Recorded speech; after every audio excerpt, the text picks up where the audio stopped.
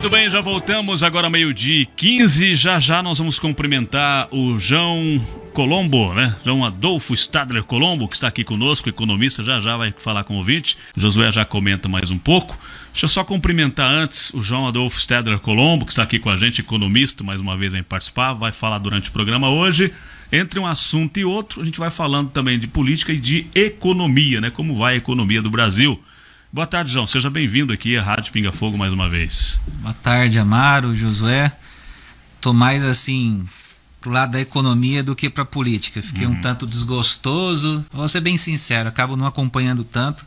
O Josué eu vejo que é estudioso. Acompanha bastante, né? É difícil a gente conseguir estar falando em pé de igualdade nesse assunto. Mas na economia eu trouxe alguns pontos aqui e de repente seja até um contra-argumento daquilo que costuma-se ser veiculado aí nas análises feitas. Ok, bom, já a gente vai começar a falar sobre isso. Ô João, o ouvinte Renato perguntou sobre a queda do dólar, sobre essa taxa de juros, o que é bom na questão da queda do dólar, o que é ruim nessa questão da taxa de juros.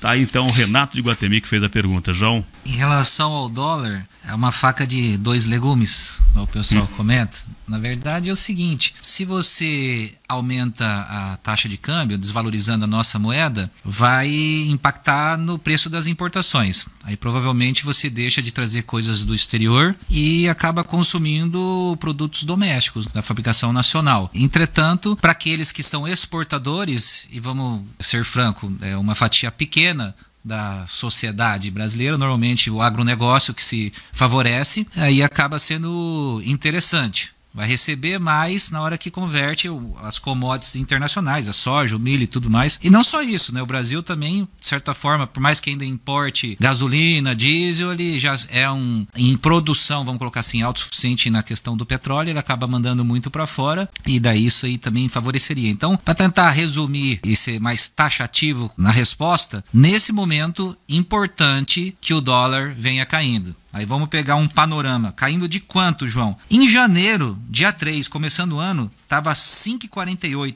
e agora veio para 4,77. E o que influencia essa queda do dólar, João? Na verdade é um panorama mundial. Valorização do real? Tem gente que pega essa informação e tenta colocar que foi por isso que eu fiz o L. Atribuir como o governo como responsável. Sendo que na verdade é o seguinte, são sementes que foram plantadas, inclusive no próprio governo Bolsonaro. É um momento pós-pandemia, a coisa se regularizando cada vez mais. Tem a situação da fragilidade dos Estados Unidos como economia que vinha ali com aquele risco iminente de calote de sua dívida. Então, no cenário internacional, o Brasil se viu favorecido. Agora, é só o Brasil que está tendo essa queda na questão cambial? Se você plotar as 10 principais moedas num gráfico e ver o que vem acontecendo, todas estão no mesmo sentido. Então, não é uma questão, um resultado da política interna brasileira. Eu posso até colocar que de repente o real seja uma das moedas que estão ali com maior apreciação, valorização. Mas não é um movimento exclusivo para nós aqui no Brasil. Isso aí vem acontecendo com outros países. A gente pode colocar aqui num primeiro momento, quando teve aquele conflito, guerra na Ucrânia, todo mundo ficou receoso, as expectativas, o fluxo de capital, as sanções e tudo mais. Depois, passado esse período aí, meses, já meio que vamos colocar que as pessoas se acostumaram até e não tem mais aquele receio, toda a apreensão e foram se ajustando dentro da medida do possível. É complicado com uma guerra, mas enfim, o dólar caiu aí de 5,48 para 4,77 e tem um monte de gente já fazendo previsão que pode bater até 4,40, eu vi já falar em 4,30. Para nós que temos que combater a inflação, e muito vem não só do custo, em função de desabastecimento, quebra, geada, ou coisa nesse sentido, a gente sabe que o dólar impacta principalmente o próprio petróleo, e que a gente é dependente, insumos agrícolas e tudo mais. Então é importante sim que tenha essa queda. E no que vai refletir? Vamos colocar assim, o IPCA. Fechou o acumulado do ano passado, estava em 5,78, né, 2022. Agora até maio,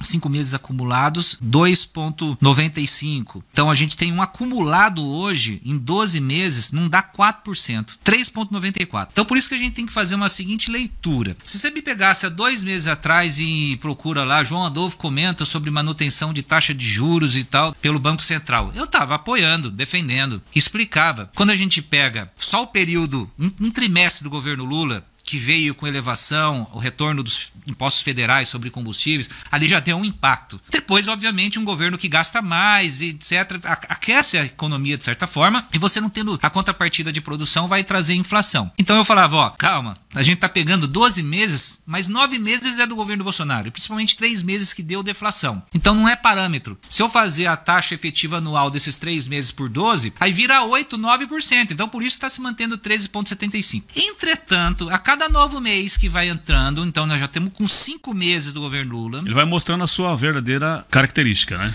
Mas de certa forma, na economia, a verdade é que surtiu efeito a política restritiva do Banco Central, com elevação de taxa de juros, até com dificuldade talvez em obtenção de crédito. Agora, a verdade é que a cada mês que vai se concretizando e o IPCA continua a cair, não tem mais porquê a gente mantém 13,75 a taxa de juros. Então agora, quando vem o Lula e fala, critica e tal, eu já tô começando a concordar. Porque de fato o Brasil tá como um dos maiores pagadores, o maior pagador de juro real do mundo. 13,75 contra 3,94 é 10%. Eu não me lembro em algum momento que a gente pagou uma taxa de juros tão elevada. No passado, vamos colocar lá no governo Dilma e tal, que se utilizava muito do recurso aí para até manter mais estável o dólar e controlar a inflação, um juro real de 6%, de 5%.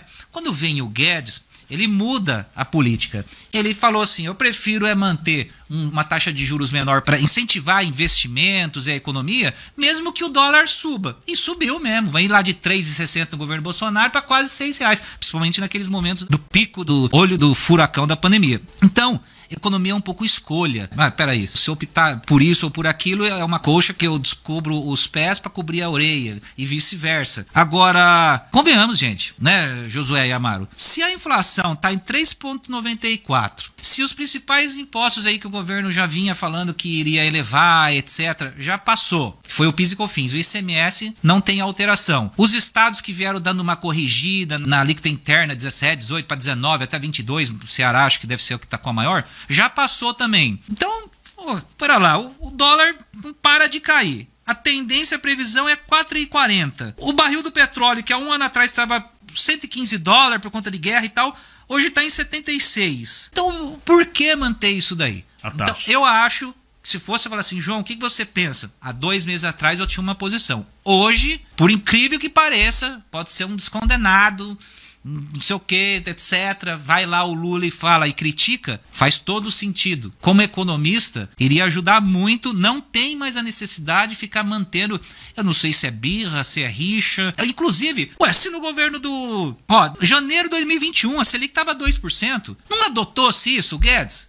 Mas porque a inflação bateu 1,84, então quase 0 a 0. Aí daqui a pouco se utilizou de uma taxa de juros baixa, quando o IPCA já estava em 6, 7%, o Brasil virou o maior pagador de juro real negativo do mundo. O inverso. Daí você viu ali o Banco Central contendo, e agora que tem todo um terreno fértil, com controle do câmbio. Olha só, e o controle do câmbio vem em função do quê? Pega aqui a balança comercial. Maio, um crescimento em relação ao mesmo período do ano passado, 130%. Um recorde histórico no acumulado do ano, já em 5 meses, 35 bilhões.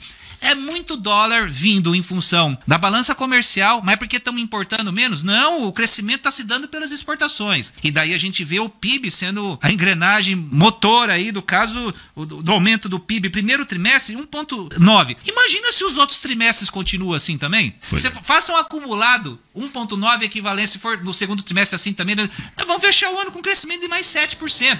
Aí eu tava vendo uns repórter lá falando a respeito justamente do Lula, falou assim, poxa, mas daí vai ser a terceira vez que o pessoal faz previsões negativas, etc e tal, e vem o cara e faz o PIB crescer 4%.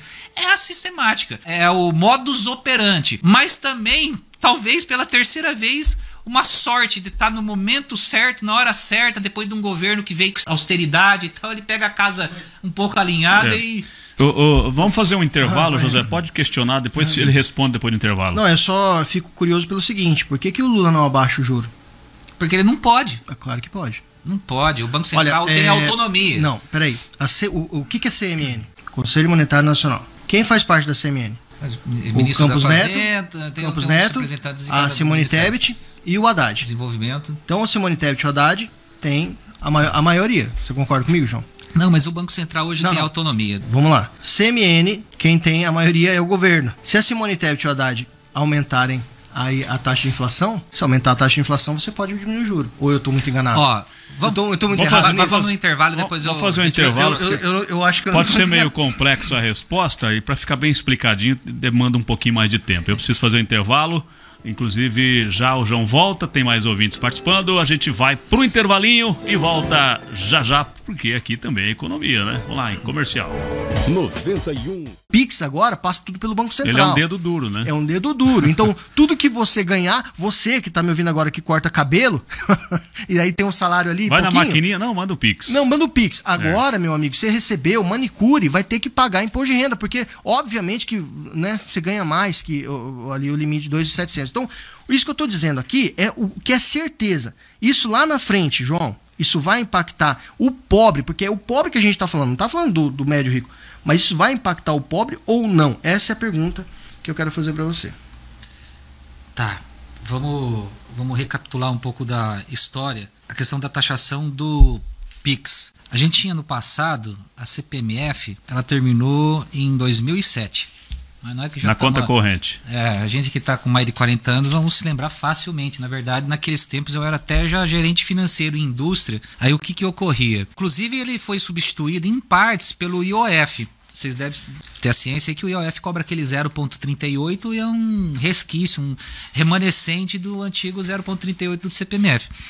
Então, vamos supor, eu era gerente financeiro, depois comecei a atender como consultor. E o que acontecia? As empresas têm diferentes graus de endividamento.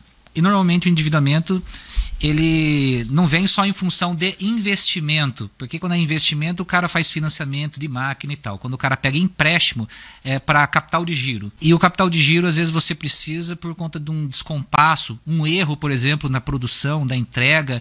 Você tem que financiar não só os seus recebíveis, você financia também os seus estoques. E também em parte a situação de prejuízo, situação que eu vivenciei muito, né? Aí o que acontece? Estou fazendo uma linha de raciocínio. Justamente essas empresas em maior dificuldade, com menor margem, às vezes fechando no prejuízo, que se utiliza de capital de giro tomado no banco, e a gente sabe que quanto mais ele vai tomando, mais ele se expõe, pior fica o score, e as taxas aumentando. Então você começa, por exemplo, pegando o equivalente ao Proger, a 1.7, daqui a pouco você já começa a pegar 2.1, daqui a pouco você já está fazendo capital de giro, taxa de juro um pouco maior, enfim.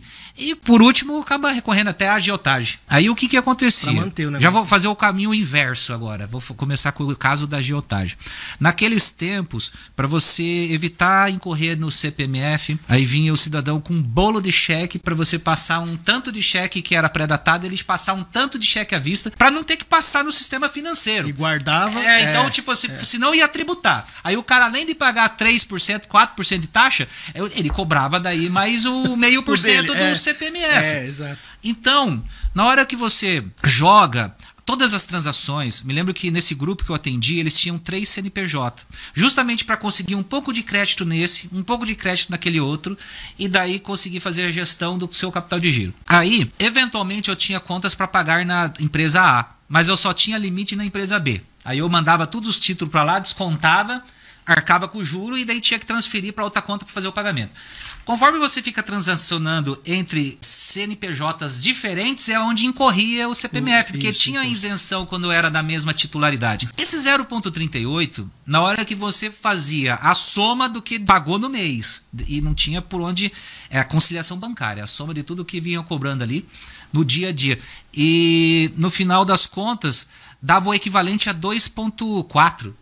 Só para você ter uma ideia, o efeito multiplicador de você ficar gerando. Porque assim, se fosse só pagando o fornecedor, até que seria menos. Mas quanto mais endividado a empresa está, mais ela tem parcela desses empréstimos. Então ela paga em cima desses empréstimos e inclusive entre as transações entre as CNPJs do grupo. Então o peso relativo era muito alto. Aí o Josué coloca: João, isso não reflete no preço para o consumidor? Obviamente. Porque a gente jogava esse peso como qualquer outro, como o peso do aluguel. Quem paga o pato, né? Então você, na hora de formar o preço, você tem a tabela que você joga tudo isso aí. Mas não é opcional, porque se você não faz isso, você quebra a empresa. Exatamente. né? E, inclusive, o recurso que se utiliza depois é não recolher os impostos do Simples Nacional ou aquelas que são presumidos PIS, COFINS, IP, etc. Agora, qual que é o ponto positivo, vou colocar assim, da taxação das transferências? É porque é no ato, não tem como sonegar, então transacionou, na época era bilhões de reais que a CPMF gerava. E ela que era tão criticada, de repente, pelos governos de oposição ao FHC, quando vem o Lula, foi nele que terminou, mas ele tentou defender a da manutenção, porque percebeu que era um dinheiro fácil. Não tinha por onde assim, estamos em crise. Então, a empresa está em dificuldade, o que ela faz? O contador manda a guia, ele fala, não vou pagar. Depois eu tento um refis, parcela em 60 meses, tento uma anistia de multa, de juro e joga para frente esse pepino. E muito advogado ganhou muito dinheiro com isso aí. Pois é. Então, um ponto aí que você colocou, taxação do CPMF, do PIX, né? Do PIX.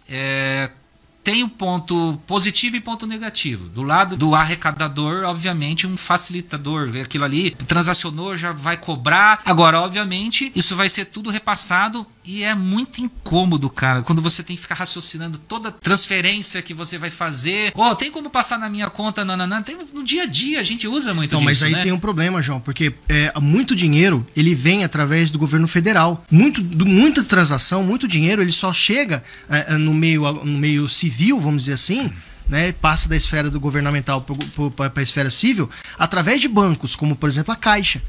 E se você tirar no Pix, porque a gente não pode esquecer que o TED e o DOC, eles irão sumir, maio do ano que vem vão acabar. E aí o que acontece? Para você tirar o dinheiro vai ser no Pix, ou seja, você vai ter que pagar o imposto de qualquer jeito. Então não tem de onde fugir.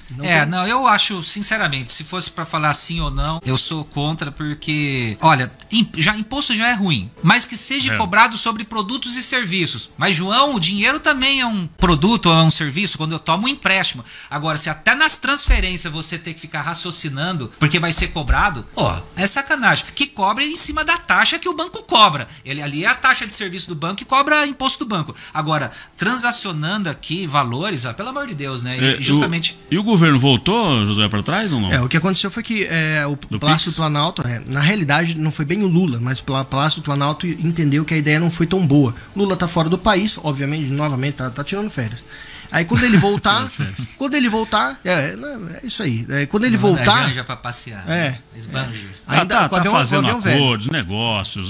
Não, e detalhe, o que ele tá fazendo hoje fora do país é justamente acordos climáticos. Ele está fazendo acordos para novos impostos em relação à pegada do carbono, que pode custar para cada um de vocês que estão me ouvindo R$ 1.400 por ano. E o combustível do avião também, né? Combustível do avião. Viaja para todo lado, isso aí também tem que ser. Aí ele disse que vai tratar disso, Amaro, quando voltar.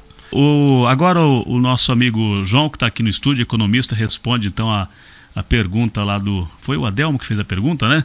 Você lembra aí, o João, a pergunta? Olha, de maneira que esse governo está governando, da maneira com o Haddad na economia, o senhor acha que no final do governo, como estará o Brasil? No azul ou no fundo do poço? É a pergunta do ouvinte, né? É que o governo ele incha, né? Ele gasta muito, né? Se a gente avaliar o número da variação do PIB, o crescimento, é bem provável que a gente vai ter registro aí de taxas maiores do que foram os governos do Bolsonaro, do Temer, que é aquele que passou por ajuste, por crise econômica, patinando a 1%, que malemar paga de repente o crescimento demográfico, a gente fica com a renda per capita estagnada e não tem nenhum tipo de percepção de melhora. Agora, entretanto, encerrou o endividamento em 72,8%.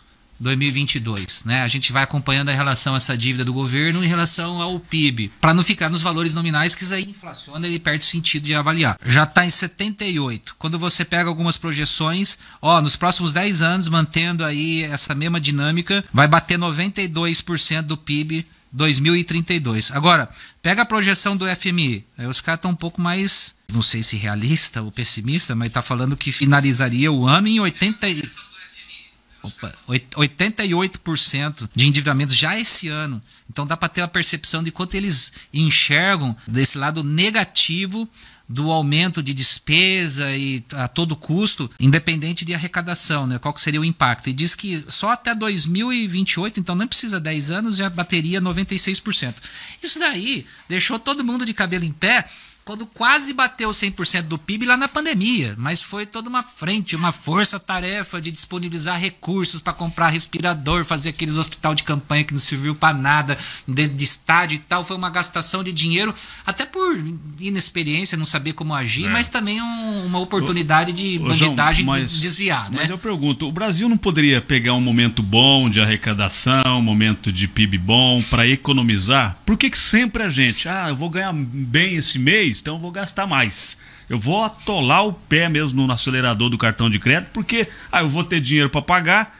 Não seria melhor garantir, então, bom, já que vai ter dinheiro, vamos economizar, porque esse dinheiro vai ficar na conta do país. Não, vamos gastar porque dinheiro vai ter. Não, mas pela projeção que o João Isso é complicado. Aí, na verdade, a gente vai ter números às vezes interessantes do desemprego em queda, até mais do que já está. Hoje está em 8,8, né? Então a gente viu que aumentou um pouco, mas é natural janeiro, fevereiro acontecer isso. A gente não vamos ser parciais. Quando avalia os anos anteriores é o mesmo movimento.